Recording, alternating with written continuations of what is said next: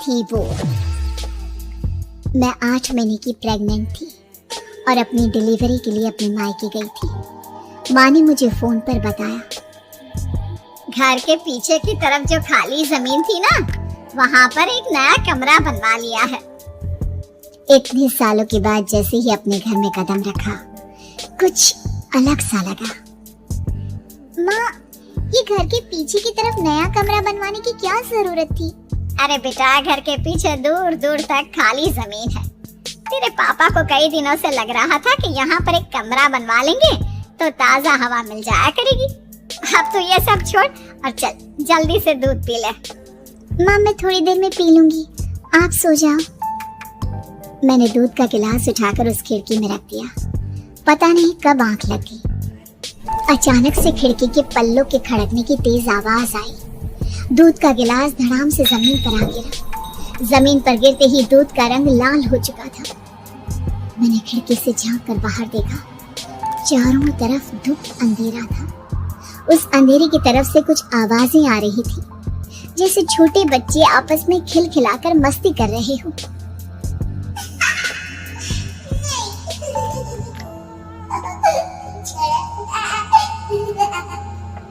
इतनी रात को इतने घनघोर अंधेरे में बच्चों की आवाज कैसे आ रही है? घड़ी में वक्त देखा तो ठीक 12 बजे थे। देखकर मैं सन्न रह गई। बुरी आत्मा और भूतों की कई कहानियां मैं सुन चुकी थी। वक्त भी कुछ ऐसा ही था। ऊपर से मैं प्रेग्नेंट। सुना था कि ऐसे वक्त में अक्सर बुरी आत्माएं औरतों का पीछा करती हैं। तो क्या मेरे पीछे भी? पसीने से तरबतर बड़ी मुश्किल से, जैसे कांपते हाथों से मैंने उस खिड़की को बंद किया। जल्दी से जल्दी उस कमरे से बाहर निकलकर माँ के पास जाने के बारे में सोचा, लेकिन जैसे ही दरवाजे की तरफ पलटी, लगा कोई साया हवा की स्पीड से दरवाजे के सामने से गुजर गया। मेरे गले में अटक कर रह गई। मैं जोर से चीख कर माँ को बुलाना चाहती थी, लेकिन वो आवाज खुद मेरे कानों तक नहीं पहुँच पा रही थी। तो माँ तक कैसे पहुँचती? खिड़की के पल्ले एक बार फिर तेज हवा के झोंके से धड़ाम करके खुल गया और पूरी ताकत से मैं चीख पड़ी। जानती थी मेरी चीख की आवाज सुनकर कुछ ही सेकंड में माँ वहाँ पहुँच जाएगी, लेकिन ऐसा कुछ हुआ ही नहीं। मेरा कलेजा डर के मारे फटा जा रहा था। आखिर माँ ने मेरी आवाज क्यों नहीं सुनी? इतनी गहरी नींद में तो माँ कभी नहीं सोती। ठीक पीछे खुली हुई वो खिड़की। मुझ में इतनी ताकत नहीं बची थी कि मैं पलटकर उस तरफ देख भी सकूं। हवा का एक सनसनाता हुआ झोंका उसी वक्त मेरे कानों से आकर टकराया। लगा जैसे किसी ने दबी हुई आवाज में धीरे से मुझसे कहा, चली जाओ यहाँ से। मैंने दोनों हाथ अपने कानों पर रख लिए और एक बार फिर ताकत लगाकर जोर से चीखने की कोशिश की। माँ! पापा! मेरी आवाज उस कमरे की दीवारों से टकराकर वापस मुझे ही सुनाई दे रही थी। जितनी ताकत के साथ मैंने चीखने की कोशिश की थी, कुछ ही देर बाद उससे कहीं ज्यादा तेज और दर्दनाक चीख मुझे सुनाई देने लगी। ये आवाज ठीक मेरे पीछे खिड़की से आ रही थी। वो आवाज मेरे कानों में पिघलते हुए लोहे की तरह गिर रही थी। उन आवाजों में हैवानियत थी। वो आवाज़ें किसी इंसान की नहीं है, इतना मैं समझ चुकी थी। कांप रहे हाथों से मैंने अंधेरे में कुछ ढूंढने की कोशिश की। तभी अचानक मेरा हाथ बेड पर रखी टॉर्च पर पड़ा।